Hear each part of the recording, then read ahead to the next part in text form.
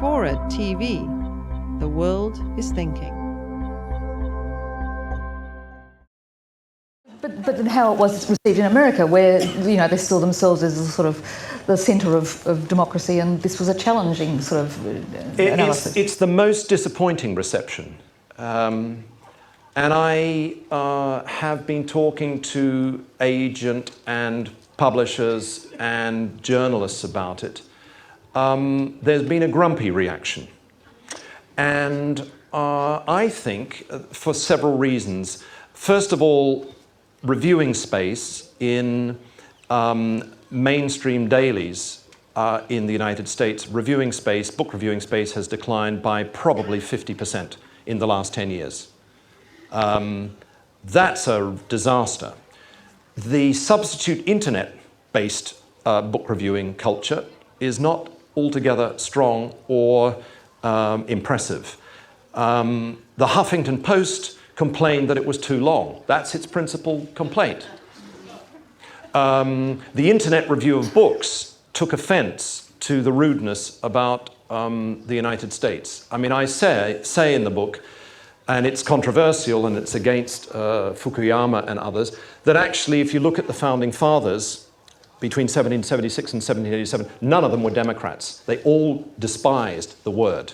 They thought of democracy as what had happened in Greece, and it's a recipe basically for disorder and enfranchisement of ignoramuses. And what I say is that democracy had to be fought for in the United States on the basis of this new Republican Constitution. Well, the Internet Review of Books complained that this was un-American. They said actually anti-American. And I then began to wonder about the kind of melancholia in the United States. It is a declining empire. It was the great 19th century laboratory experiment with democracy. Many things happened in the United States for the first time. The first political party named Democratic happened there. The fact that a civil war was fought over two competing definitions of democracy. Were they Greek, assembly-based, slave-owning, or were they modern representative democracy? And it was resolved, of course, in favour of the latter. It was the first democracy to formally end slavery, and so on. But I point out that all this happened during the 19th century and before World War I in the context of rise of empire. And I know that several reviewers took offence to this, that you have tied together this remarkable experiment in forging a representative democracy by linking it with empire. And of course, a democratic empire is a contradiction in terms and in fact. The book points out there have been three empires that were democracies. Athens, which was defeated militarily by the Macedonians.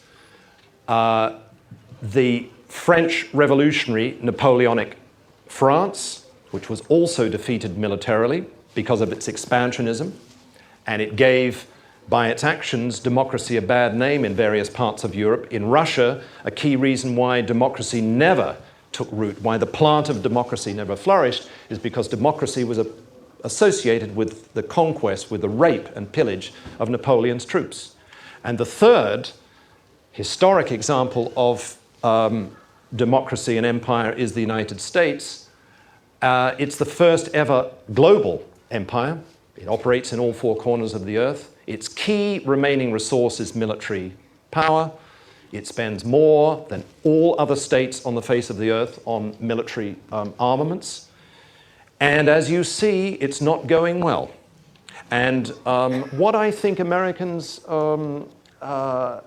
didn't like about this book is that it was a very frank outsider's view of the decline of the American democratic empire and asking the question, what comes after this? I think it's one of the great 21st century questions.